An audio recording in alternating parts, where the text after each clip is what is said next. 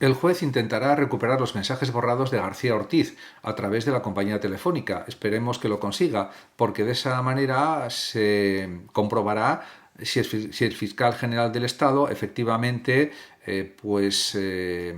ha mandado o ha borrado unos mensajes que podían ser comprometedores para él, etcétera. En cualquier caso, si esos mensajes no representaban ningún peligro, no tenía por qué haberlos borrado. Si los ha borrado conscientemente y voluntariamente es por algún motivo. Y eso es lo que quiere investigar el juez probablemente. Por supuesto, partiendo de la presunción de inocencia que merece cualquier persona, y un alto cargo del Estado, como es el fiscal general del Estado, también se merece, lógicamente, esta presunción de inocencia. Pero resulta raro que haya borrado sus mensajes, si son tan inofensivos, si son mensajes banales que no representan nada, pues no tendría por qué haberlos borrado, simplemente haberlos dejado y sería una prueba más de su supuesta inocencia. La subida del 2,8% para las pensiones contributivas, que ha sido aprobada por el gobierno español y que entrará en vigor en el año 2025, supone muy poco. Tendría que ser una subida como mínimo del 6% o incluso del 8 o del 9%, porque con ese 2,8% no da ni para tomar un café diario, con lo que va a representar la subida esa del 2,8%. Esto es algo que sabe todo el mundo y que también sabe toda la gente que ha subido el nivel de vida, el índice de precios al consumo, mucho más que el 2,8%. Es verdad que en algún tipo de pensiones, las no contributivas, me parece, y algunas otras, suben el 9%. Eso tendría que ser lo que tendrían que subir todas las pensiones, entre el 6 y el 9%, y no el 2,8%. Pero, como hay una serie de límites económicos, aparentemente, pues se quiere hacer pensar a la población que eso es lo lógico y lo óptimo, y no es verdad. No es verdad porque ha subido mucho más la vida. Tendría que ser como mínimo un 6%, insisto.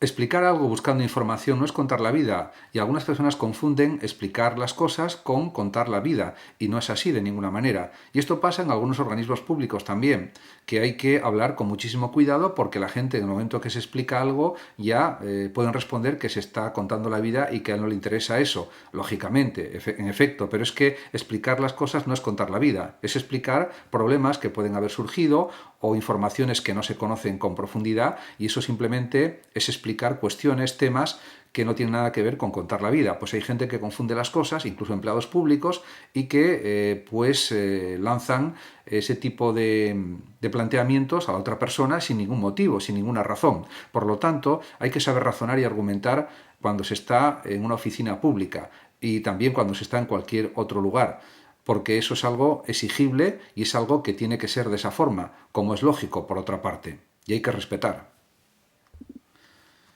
La empatía a los organismos públicos es algo muy necesario, porque no puede ser que algunos funcionarios públicos traten mejor a unas personas que a otras, aunque la persona se dirija a esos empleados públicos con la máxima educación, simplemente buscando explicaciones a lo que está planteando, etcétera, etcétera.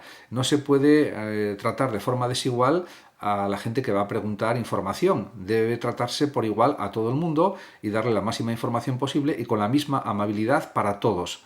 Eso es algo obligado, pero eso no siempre se cumple en todas las situaciones en el trato que dan los empleados públicos a las personas que van a las oficinas públicas, y eso yo creo que tendría que mejorarse y corregirse, porque hay que respetar a todo el mundo y hay que dar las máximas explicaciones y de la mejor forma posible, sin distinción, a todas las personas, no a unas mejor que a otras, y a unas con más educación y a otras con menos educación y con menos respeto. Todos merecemos el mismo respeto.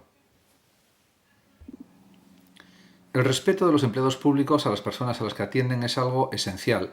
Por supuesto, la inmensa mayoría de los empleados públicos respetan a las personas a las que atienden y son muy amables, receptivos, etcétera, y dan muchas explicaciones, pero hay algunos que no lo hacen así y parece que hay que conseguir la información a base de preguntas y más preguntas, etcétera, etcétera. Por tanto, insisto en que los empleados públicos se deben, diríamos, a los demás, a los que están atendiendo, y tienen que dar todas las explicaciones que puedan ofrecer de la manera más amable posible, respetando, por supuesto, la dignidad de las personas y tratándolas de la mejor forma posible, con la mayor cantidad de explicaciones posibles, etcétera. De eso se trata, y en esas ocasiones en que eso no pasa, la persona, pues lógicamente, pues no está siendo bien tratado. Por lo tanto, tiene que ser un trato exquisito en el ámbito público en todas las ocasiones, siempre, sin ninguna excepción. Sin prejuzgar a los demás. Es algo muy frecuente que ocurre en la sociedad actual, en muchos ámbitos, yo diría que en todos, que se prejuzga a una persona simplemente por su edad, por su aspecto físico, etcétera, suponiendo muchas cosas que no se pueden suponer.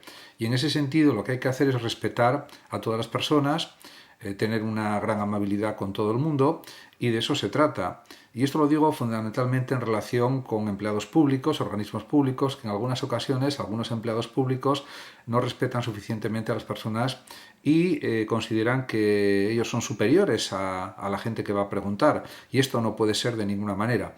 En ese sentido, los que van a preguntar cosas, diríamos, organismos públicos, pueden tener incluso más preparación que los que están allí y tener doctorados y tener titulaciones que no tienen los que están allí en los organismos públicos. Así que eso hay que tenerlo en cuenta siempre a la hora de tratar a todo el mundo. Hay que tratarlo con el máximo respeto.